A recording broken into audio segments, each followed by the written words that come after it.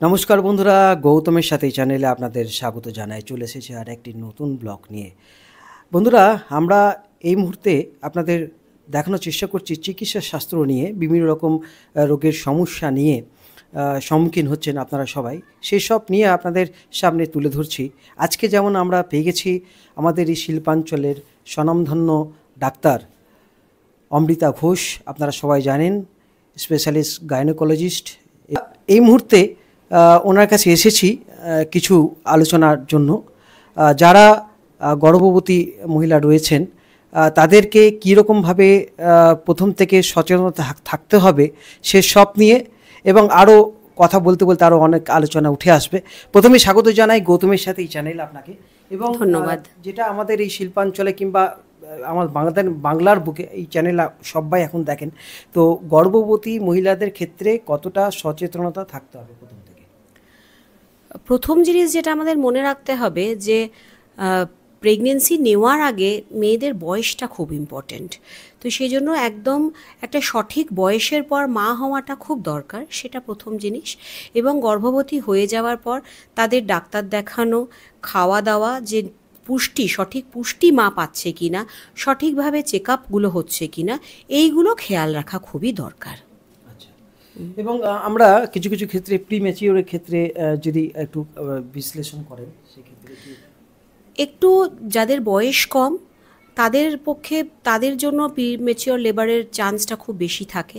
বা প্রিম্যাচিওর লেবারের আর একটা খুব বড় কারণ হচ্ছে কোনো ইনফেকশন, মানে যেমন কোনো দাঁতে ব্যথা, দাঁতে ইনফেকশন, কোনো পেটে গণ্ডগোল, কোনো ভাজাইনাল ইনফেকশন, যে কোনো রকমের ইউরিনারি ইনফেকশন, যে কোনো ইনফেকশন প্রিম্যাচিওর লেবারের দিকে ঠেলে নিয়ে যেতে পারে।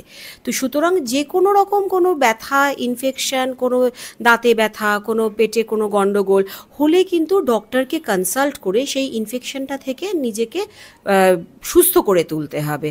এই জন্য ডক্টরের কাছে রেগুলার অ্যান্টিনেটাল চেক আপ, যেটা আমরা বলি, যে প্রথম একটা 2 মাসে চেক আপ, তারপরে অবশ্যই একটা 12 সপ্তাহে চেক আপ, তারপরে মাসে একটি করে চেক আপ হলে খুবই সুবিধে হয়। এখন তো গভর্নমেন্ট সেক্টরেও ম্যাটারনিটি চেক আপ ভীষণ ভালো হচ্ছে, সব টেস্ট হয়ে যাচ্ছে, সমস্ত সোনোগ্রাফি হয়ে যাচ্ছে। তা সত্ত্বেও আমরা প্রাইভেট প্র্যাকটিশনার্সরা আরও কিছু স্পেশাল টেস্ট আজকাল করিয়ে নিচ্ছি, যাতে আমরা প্রিটার্ম লেবারকে এখনকার দিনে কিছুটা প্রেডিক্ট করতে পারি এবং সেটাকে বন্ধ করতে পারি।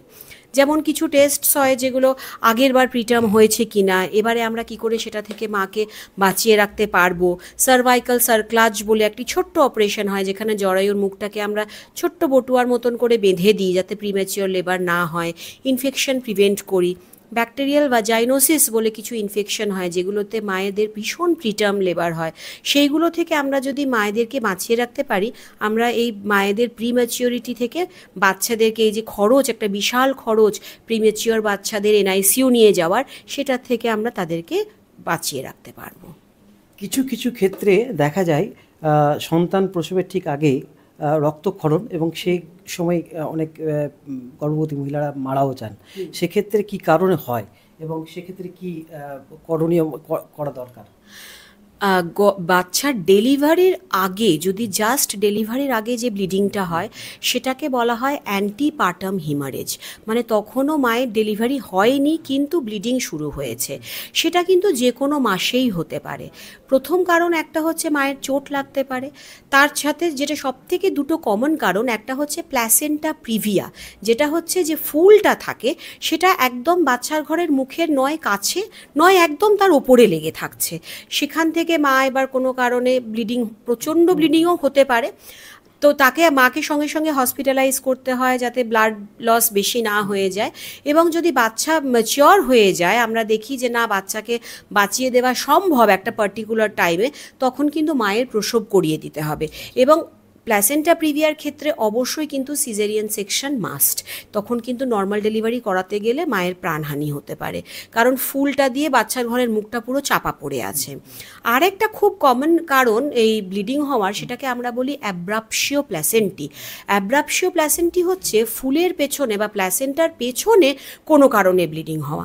সেটা চোট থেকে লাগতে পারে, প্রচণ্ড হাই প্রেশার হয়ে গেল, যেমন এই যে শীতকাল আসছে, এই সময় একটু ভেসো কনস্ট্রিকশন হয়, মায়েদের মায়েদের হাইপারটেনসিভ ডিসঅর্ডার হয় বেশি, বা একটু বয়স্ক মহিলা যাদের প্রেশার আগে থেকে আছে, বা জেস্টেশনাল হাইপারটেনশন যেগুলো আমরা বলি, তাদের হঠাৎ করে প্রেশার বেড়ে গেলে ফুলের পেছনে একটা ব্লিডিং হতে শুরু করে দেয়, সেটাকে বলে অ্যাব্রাপশিও প্ল্যাসেন্টি।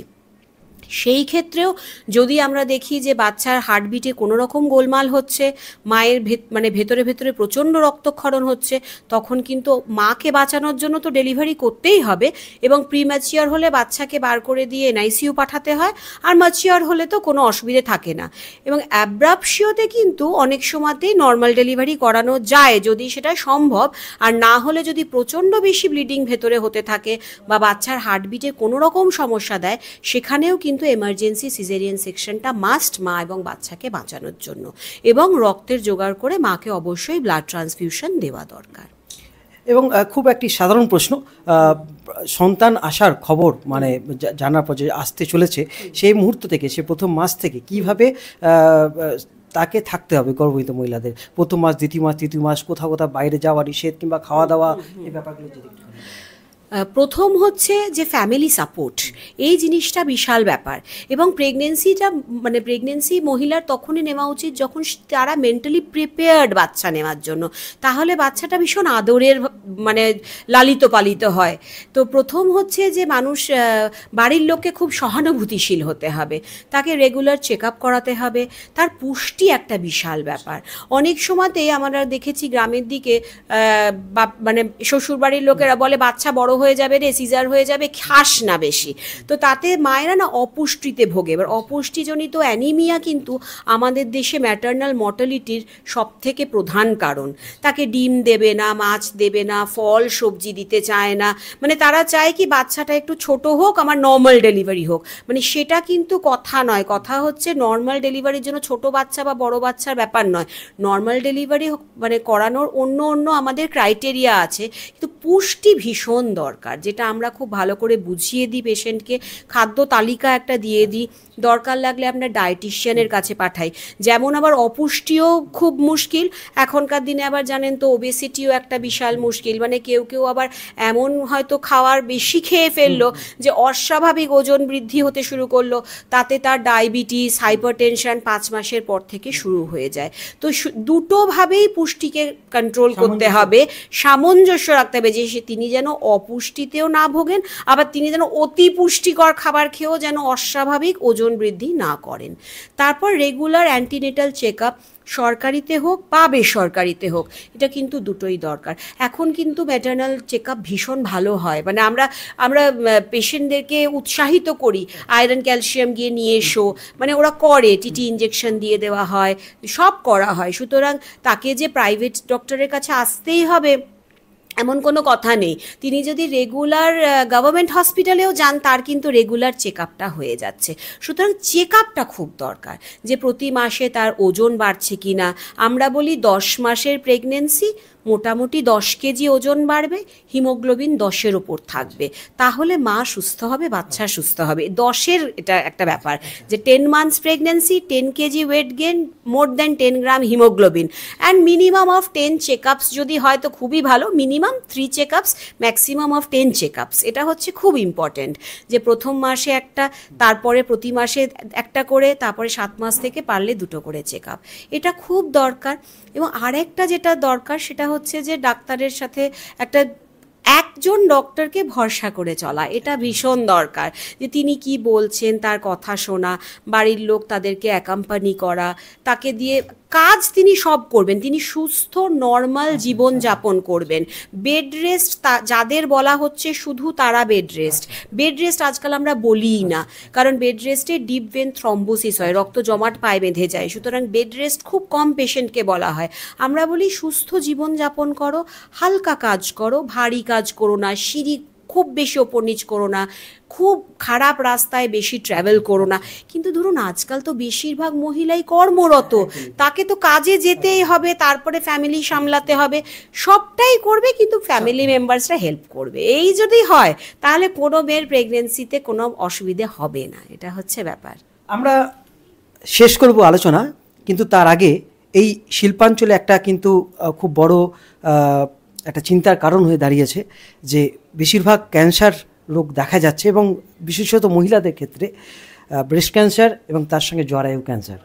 তো এই ব্যাপারে যদি একটুখানি আমাদের এই ব্যাপারে জানান সম্পর্কে।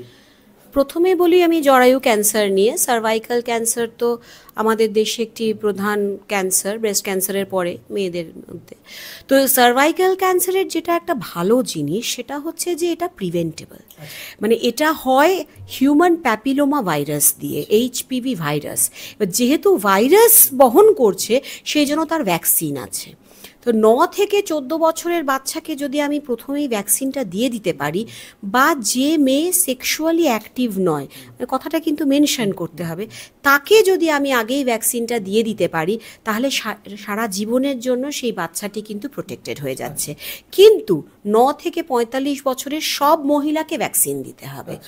যদি 9 থেকে 14 বছর বয়স হয়, দুটো ভ্যাকসিনেই তার জীবন কমপ্লিট হয়ে যাবে, তার কোনো দিন সার্ভাইকাল ক্যান্সার হওয়ার চান্স কম হয়ে যাবে। আর 9 থেকে 45-এ কিন্তু দিতেই হবে, কিন্তু মানে যদি 14 বছরের ওপরে হয় বয়স তাহলে 3টে ডোজ দিতে হয়। তো সার্ভাইকাল ক্যান্সার ভ্যাকসিন এখন সমস্ত জায়গায় অ্যাভেলেবল আছে। এটা অবশ্য করেই প্রত্যেক, মানে আমরা বলি বাচ্চার 9th বার্থডেতে তাকে বার্থডে গিফট হিসেবে সার্ভাইকাল ক্যান্সার মেয়েকে একটা ভ্যাকসিন গিফট দাও। তাকে শুধু 2টো ডোজ, একটা যদি এখন নেয় একটা 6 মাস পর, ব্যাস তার লাইফ লং একটা প্রোটেকশন হয়ে যাচ্ছে। আর যারা বিবাহিত বা সেক্সুয়ালি অ্যাক্টিভ তাদের জন্য হচ্ছে প্যাপস্মিয়ার স্ক্রিনিং। মানে সার্ভাইকাল সব ক্যান্সারের স্ক্রিনিং হয় না, যে আগে থেকে আমরা বুঝতে পারি না, কিন্তু সার্ভাইকাল ক্যান্সার এমন একটা জিনিস যাতে প্যাপস্মিয়ার স্ক্রিনিং যদি আমরা প্রতি 3 বছর করি যে কোনো মহিলার, তাহলে আমরা একদম আর্লি ডায়াগনোসিসে যেতে পারবো। আর আর্লি ডায়াগনোসিস যদি হয়ে যায় তাহলে 91% মানুষ কিন্তু বেঁচে যাবে, সম্ভব তার কিওর করা। কিন্তু যেই সেটা ছড়িয়ে পড়লো তখন কিন্তু সেই সার্ভাইভালটা 60%, মানে 60%-এ নেমে যাচ্ছে। তাহলে আমরা বলছি প্রতি 3 বছর প্যাপস্মিয়ার, আর যদি প্যাপস্মিয়ারের সাথে HPV DNA টেস্টও করে নিতে পারি তাহলে প্রতি 5 বছরে একবার গাইনোকোলজিস্টকে ভিজিট করলেই যথেষ্ট। এবং ক্যান্সার ভ্যাকসিনটা আমাদের সব বাচ্চাদেরকে দিয়ে দিতে হবে। যারা বাচ্চাবেলায় নিতে পারেনি তারা কিন্তু এখনও নিয়ে নিতে পারে আপ টু 45 বছর বয়স, এটা মাস্ট। আর ব্রেস্ট ক্যান্সার তো নিজেরা চেক করতে পারবে মহিলারা। আমরা আমাদের সমস্ত পেশেন্টকে ব্রেস্ট সেলফ এক্সামিনেশন, এটা ইউটিউবেও দেখা যাবে। ব্রেস্ট সেলফ এক্সামিনেশন ভীষণ ইম্পর্টেন্ট। মহিলারা আজকাল খুবই সতর্ক হয়ে গেছেন, তারা ছোট্ট কোনো লাম্প দেখলেই আমাদের কাছে ছুটে আসছেন, আমরা পরীক্ষা নিরীক্ষা করে ফেলছি। ব্রেস্ট ক্যান্সারের হিস্ট্রি যদি কারো বাড়িতে থাকে, মা, মাসি, বোন, তাদের আরও বেশি সচেতন হওয়া উচিত। ক্যান্সারের ক্ষেত্রে, সার্ভাইকাল ক্যান্সারের ক্ষেত্রেও তাই, যদি যে কোনো গাইনোকোলজিক্যাল মানে জরায়ু রোগের ক্যান্সারের হিস্ট্রি থাকে, এটা কিন্তু আগে থেকে তাদেরকে খুব সচেতন করা দরকার। খুব অল্প বয়সে বিয়ে বা অল্প বয়সে সেক্সুয়ালি অ্যাক্টিভ হওয়া, অত্যধিক বাচ্চা হওয়া, এগুলো হচ্ছে সার্ভাইকাল ক্যান্সারের একটা ফ্যাক্টর। তো সেগুলো যদি আমরা মেয়েদেরকে বাঁচিয়ে রাখতে পারি, তার সাথে ভ্যাকসিনেশন দিই, অবশ্যই আমরা সবাইকে সুস্থ রাখতে পারবো। অসংখ্য ধন্যবাদ জানাই। আজকে এই গুরুত্বপূর্ণ বিষয় নিয়ে যে আলোচনা হলো, আপনারা নিশ্চয়ই উপকৃত হবেন এবং এই ভিডিও চারিদিকে ছড়িয়ে দিন, তাহলে অনেকেরই জানতে সুবিধা হবে। বন্ধুরা, এইভাবেই আপনাদের সামনে তুলে ধরবো আগামী দিনেও। আবার আসবো আর একটি অন্য কোনো ব্লগ নিয়ে। আপনাকে অসংখ্য অসংখ্য ধন্যবাদ জানাই, এত ব্যস্ততার মধ্যে উনি সময় বার করেছেন। তো বন্ধুরা, আপনারা ভালো থাকুন, সুস্থ থাকুন, ধন্যবাদ।